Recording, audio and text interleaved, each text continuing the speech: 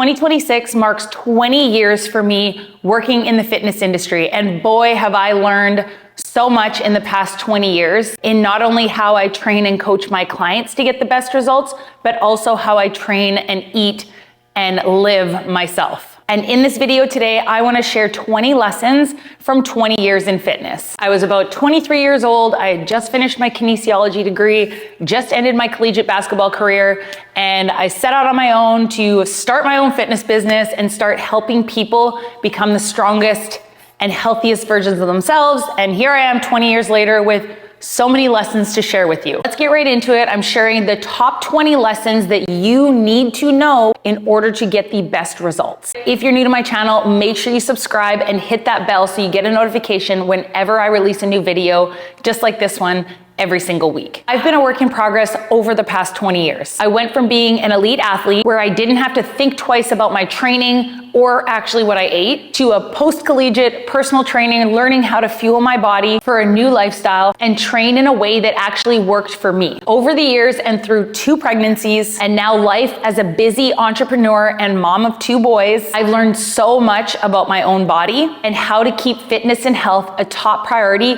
even when life is at its busiest. So now let's share 20 lessons that I have learned in the past 20 years in fitness. First 8 lessons I'm sharing are related to workouts. Lesson number 1, not every workout you do has to be different or more intense than the last workout. Consistency is the most important. You don't have to reinvent the wheel every single time you go to the gym or do a workout. When I was in my 20s, I used to do this all the time. I used to get bored and I used to think, oh, I gotta push it to the next level. I gotta do an even harder workout. I'd always be switching it up versus sticking to a program based around compound lifts and focusing on progressive overload through those movements. If you're getting bored in your workouts and you feel like you need to switch it up, it means you're not pushing yourself through those exercises, and you need to set better goals and tracking those lifts that you're doing, tracking your reps, tracking your weights. Because once you start doing that, once you go from 6 to 8 reps in a heavy deadlift that you weren't able to do 2 weeks ago, that becomes your new goal versus searching the internet for new fancy exercises. Lesson number 2, form is always the most important over how much weight you lift. Proper form will prevent injury, and you will actually get way more out of the exercise, because if you are performing the exercise with good form, even if it's at a lighter weight, you are getting a better mind-muscle connection to the muscle group that you're working versus recruiting other muscle groups to try and get you through a specific exercise. Lesson number 3, compound exercises are king or queen. They are the most important in your strength training routine. So like I said earlier, oftentimes when I was in my 20s, I was trying out new fancy exercises and I was doing a different workout every time I went to the gym. And then I learned the importance of progressive overload and continuing to work on getting stronger in compound exercises. And then at the end of my workouts, add in some fun and fancy and challenging accessory work. But the foundation of your strength training program should be compound exercises such as deadlifts, squats, overhead press, pushes, pulls. Lesson number 4, recovery is key and should be part of your program. Rest days and sleep are very, very important and should be scheduled into your strength training program. Again, young, ex-elite athlete Michelle thought, go hard or go home. You gotta train every day and you gotta destroy your body and you gotta go, go, go. I never really took rest days, and I felt like I was being lazy if I was taking a rest day. Now, 43-year-old Michelle understands that rest days are very important. That is when our muscles are recovering and actually growing, and adding in those rest days gives you more energy and more fuel to push in your next strength training workout versus always feeling exhausted and tired and sore. And of course, sleep is very important. If your lifestyle allows for it, prioritize your sleep, because that is also part of the recovery process. 20s Michelle used to party a little bit more than 43-year-old Michelle, and sleep was never really a huge priority, but now it is major key for me. Lesson number 5, progressive overload is key. So again, not switching up your workout every single week and tracking what you are lifting, even if it's in your mind or in your phone or in an app somewhere. You are tracking how many reps and how much weight you are lifting and continually trying to apply that progressive overload, whether that's increasing your reps, increasing your weight, maybe slowing down the tempo of the movement. You are always trying to push your body a little bit further than you did the week prior. Lesson number 6, you don't have to be in a puddle of sweat on the floor after every single workout. Again, this is the mistake that ex-athlete, go hard or go home, Michelle used to make in her 20s, is my strength training workouts, I'd be doing weights and then I'd be jumping on the treadmill and doing like crazy sprints and going back to my weights, jumping back on the treadmill, crazy sprints, doing burpees and this, because I really felt like I needed to break a sweat and destroy myself. I wanted to feel like I can't move anymore at the end of every single workout. And it really was not productive and not effective because I wasn't able to lift as heavy because I was so tired from all the sprints. The way I like to explain it to people, if you are doing a strength training workout, that should be your focus. It should not be how many calories your Apple Watch says you're burning, how sweaty you got. None of that matters. If you are doing a strength training workout, your goal in that workout is to challenge your muscles and push as hard as you can in those specific exercises. Take your rest between sets and really push yourself that way versus how many calories you're burning. Lesson number 7, listen to your body. Again, maybe in my 20s, I was a little bit more, resilient, in that I could push through anything. You push through pain, you're like, I can do this. Go hard, go hard. Now at 43, I'm like, ooh, I'm feeling a little twinge here. I'm just gonna take it easy today. Can't blow up my back. I have work to do. I've got 2 kids. I've got life to do. I've learned to really listen to my body. If I feel extremely tired, or if I feel sore, or if I feel some kind of ache or pain somewhere, I'm not gonna push through that threshold just to say that I did a workout and I went hard and I pushed through pain. Now, we listen to our body. If I'm feeling a little bit of tightness in my lower back, I make sure I stretch, foam roll, mobility work before my workout, get really good warm up. I work with my body versus against it. And also learning the difference between pain and post-workout muscle soreness. Those are 2 different things. It's very important to know the difference. Lesson number 8, mobility matters. So flexibility and mobility are very, very important. Maybe in our 20s, we don't have to worry about that as much. We're kind of naturally more flexible, but as you age, muscles are getting more stiff, and mobility and flexibility should be a huge part of your fitness routine. Stretching, foam rolling, mobility work, it's not only gonna prevent injuries, but it's going to improve performance in your workout. Now let's move into a nutrition lesson. So that would be lesson number 9, protein is non-negotiable. I always ate protein, but I don't think I necessarily prioritized it as much as I do now. Making sure that you're prioritizing protein with every single meal and snack. It keeps you full, helps you build muscle and preserve muscle mass that you already have, which ladies, as we're aging, is so important, and is also gonna support recovery from your workouts. Lesson number 10, calories in a fat loss journey matter, but so does the quality of the food you're eating and your macronutrient split. So when people talk about fat loss journeys, you hear calorie deficit, calorie deficit, calorie deficit. Yes, calorie deficit is very important, but if you are eating 1,400 calories a day and that is your calorie deficit, but you're getting those calories from junk food and diet foods and processed foods, that is not going to get you anywhere in feeling good, but also in sustainable fat loss results. You want to make sure you are staying in a calorie deficit, but you are getting those calories from quality, unprocessed whole foods 80% of the time. Of course, the other 20%, we are on the run, we can do the things, but the majority of your calories are coming from whole foods and that macronutrient split. So the percentage of protein, the percentage of carbs, the percentage of fats you're getting within those 1,400 calories is also so important. Lesson number 11, balance is the most sustainable way to approach a fat loss journey. You don't have to be 100% perfect. You don't have to cut out entire foods or food groups. You just have to aim for consistency over a long period of time versus 100% perfection. 20-year-old Michelle used to go through phases where I'm gonna cut out yam fries for an entire month because that was a vice of mine. They still are. I love yam fries. But I used to be like, no yam fries for an entire month and no this for an entire month. But for what? Eating yam fries once a month is not going to be the result of fat loss or not fat loss.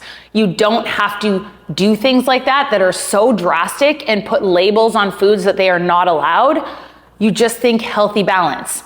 Maybe I'm not gonna have yam fries 3 days a week. Maybe I'm gonna do it once a week on a Friday night because I love them and they make me happy, and that's a-okay. Lesson number 13, hydration fuels performance. Water and hydration affects your energy, focus, and your recovery so much more than people understand. Whether that is taking electrolytes and making sure you're drinking enough water, making sure your body is hydrated is so important. And often people don't realize, I'm supposed to drink water, I'm supposed to hydrate, but they don't realize how much of an effect that is gonna play on how you feel and how you perform in your fat loss journey, and just for overall health. I just wanna take a minute to thank today's video sponsor, Element, one of my go-tos for replenishing my electrolytes after sweaty workouts. Electrolytes are so important for so many functions in the body, including hormonal regulation, nutrient absorption, and fluid balance. Sometimes water just isn't enough, and Element has the perfect balance of 1,000 milligrams of sodium, 200 milligrams of potassium, and 60 milligrams of magnesium.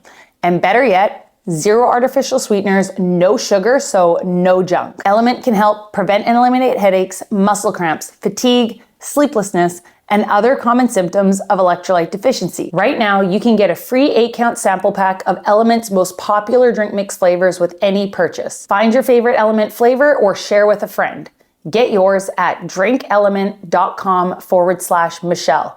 This deal is only available through my link. You must go to drinklmnt.com/Michelle.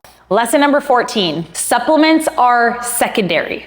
They are a secondary priority. Food comes first, supplements come second. Don't think that supplements are going to be the magic key to you getting fat loss results if you haven't mastered the basics of healthy, sustainable nutrition, hydration, and all of the workout tips I shared at the beginning of this video. You have to master all of that first. Supplements are exactly what they're called. They are to supplement all the things you're already doing. They're gonna take that to the next level. You can't rely on supplements alone to get you sustainable results. Lesson number 15, make sure you eat enough to fuel what you were expecting of your body to do. Again, Michelle in her 20s, I was very strict with what I ate, and I lived by myself in a condo, and I just brought into the house what I wanted to eat. I didn't have any processed foods in there. I was very, what I thought healthy, but I was very strict with my eating. Looking back, I for sure was not eating enough to fuel my body through those crazy workouts I was doing, as well as long work days training 8, 10, 12 hours of clients a day. I often felt tired, but again, that mindset of go hard or go home, you gotta do this, pushed me through. But my body was giving me signals back then that I didn't realize were signals that I was not eating enough. So if you are training 5 to 6 days a week and you're getting 10K steps and you're doing all the things, you have to make sure you are providing your body with enough fuel and quality of fuel to fuel you through all the things that you're doing. Calorie deficit is important, but in intervals. Doing 4 to 6 weeks in a calorie deficit with that goal of fat loss, and then going back up to maintenance and letting your body recover and eating all the foods, and then going back into a calorie deficit. You should not be in a calorie deficit for longer than 8 to 12 weeks before having a stint closer to maintenance. Otherwise, you're going to see effects on your metabolism, your energy, and overall mood. Hanger is a thing, especially with me, and no one will want to be around you if you're hangry all the time. Now for mindset and lifestyle lessons. So this is lesson number 16. Fitness is a lifelong journey. You need to know your why, and your why cannot just be seeing a certain number on the scale. That is not what's going to get you up at 5 o'clock in the morning when your alarm goes off. It is not going to be enough of a motivating factor to get you through this entire life. I'm talking about your whole life, where you can see results, but also sustain those results. Getting on the scale every day and relying on seeing a specific number is not it. It can be one of your whys, but it should not be your overall powerful what gets me up in the morning why. Results are gonna take time, but these habits that you build in your fitness journey, in your healthy eating journey, are going to and should last a lifetime. It should really become a lifestyle. And if you know your why and you live through that why, you live, eat, and breathe that why, The discipline will kick in when it's time to go do your workout. Motivation is not going to get you there. It's the discipline of knowing why you're there and why you're doing it. Personally, it's now at 43, it's perimenopause is creeping around the corner. I need to maintain as much muscle mass as I possibly can. I have 2 boys that need me around and need me to coach their soccer teams and train them at basketball and run around with them and get down on the floor and play blocks and cars with them. I want to be able to feel strong. They're also probably going to be very tall and very strong athletes. And my why is I want to keep up with them. The next 10 years, 15 years, I want to be able to play one-on-one with my sons when they're 15 and slam dunking on me. But this is my why, and this is what keeps me going. I also just want to feel good. I don't want to feel tired. I don't want to blow my back out when I'm carrying my Costco order in from the house. Feeling strong is the best feeling in the world, and once you get it, you never want to lose it. And that is what gets me going, and that's what gets me up in the morning. I feel like 20-year-old Michelle's why, and not that this is a bad thing, because I was in my 20s, was I want abs, I want a 6-pack, I want to be on the cover of a fitness magazine, I want to look good at the pool party in Vegas. Again, that was my why for that period in time of life. And then my 30s came in and I knew I was possibly going to start thinking about having babies. And my why became stay strong before pregnancy, stay strong during pregnancy, stay strong after pregnancy.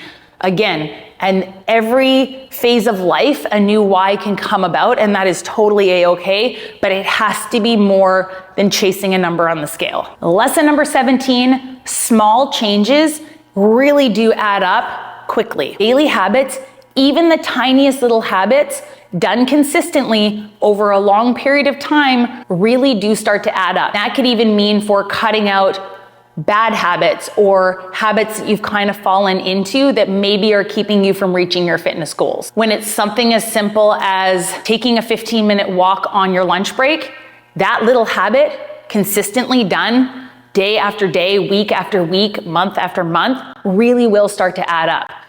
If it's chugging a glass of water every morning while your coffee's brewing, that hydration, that little daily habit of hydrating your body when you wake up in the morning will go a long way. Lesson number 18, mental health matters. Stress, sleep, and your mindset will affect your results as much as your workouts and your nutrition. If you are not sleeping and not prioritizing sleep, it's going to be very hard to get the results. If you're stressed out all the time and your cortisol levels are through the roof and you're doing super intense, crazy HIIT workouts that are stressing you out even more, you are not going to see the results that you want. And if your mindset around your fitness and nutrition journey, if you are doing it not for the right reasons, or you don't have a real strong, solid why, like I talked about earlier, all of these things can really add up as to whether you stick to your fitness routine or it's just a 30-day challenge where you see results and then you fall off track and gain all the weight back. When you are doing this, you really need to think, is what I'm doing something that I can maintain for the rest of my life, or at least the next 5 years? And if the answer is no, it's a possibility that maybe you've gone too hard or you've gone too strict or you're working out too many days a week and it's taking over your entire life.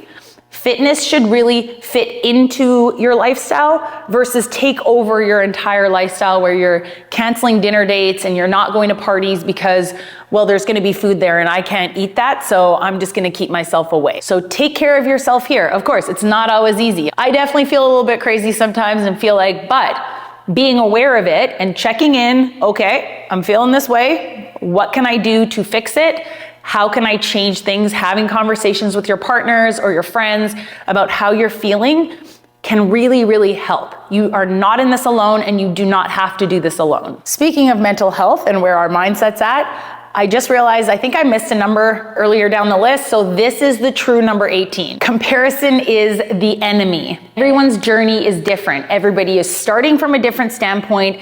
Everybody has been through different things than you. They have a different schedule than you. They have different genetics than you.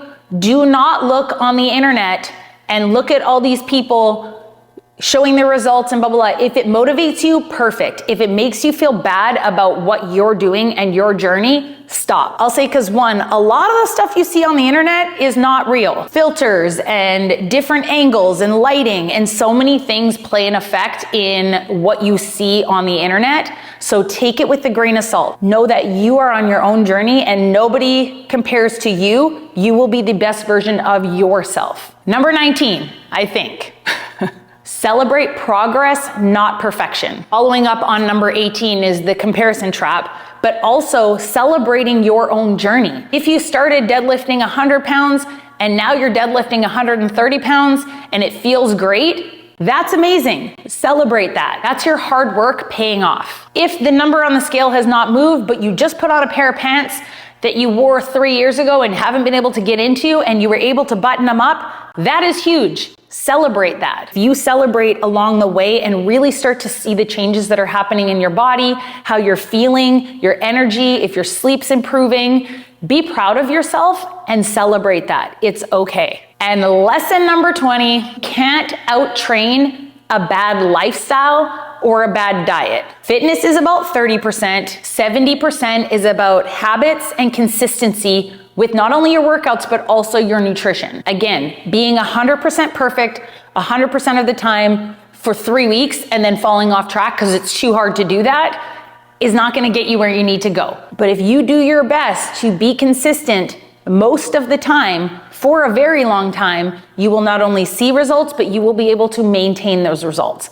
Another example of this, if you are on point from Monday morning to Friday at lunchtime, and then from Friday dinner to Sunday dinner, you are all over the place, you're out late, you're not sleeping, you're drinking alcohol, you're eating all the yam fries, like more than once a week, and kind of saying, well, I'll get back on track on Monday, you are not going to see results. You have to be consistent. And I'm not saying you can't have some alcohol or have some drinks with friends or go out. You can't do it 3 days a week and expect to see fat loss results. So there you go, guys. Those are 20 lessons I wanted to share with you for my 20th year working in the fitness industry. If you found this video helpful, make sure you give it a like. Again, if you are not yet subscribed, make sure you subscribe to my channel. If you have any questions or if any of these 20 tips really kind of struck a chord with you, let me know in the video comments below. If you need more help with your workouts or your nutrition to really make this a lifestyle, that is my specialty, and really helping people get off the diet train and the starvation lifestyle and the running themselves into the ground in the gym to really truly make fitness and healthy eating a lifestyle. You can learn more about working with me one-on-one in my online fitness and nutrition coaching program. I will leave more information to that program in the video description below. And as always, have a great day, guys, and I will see you in the next one.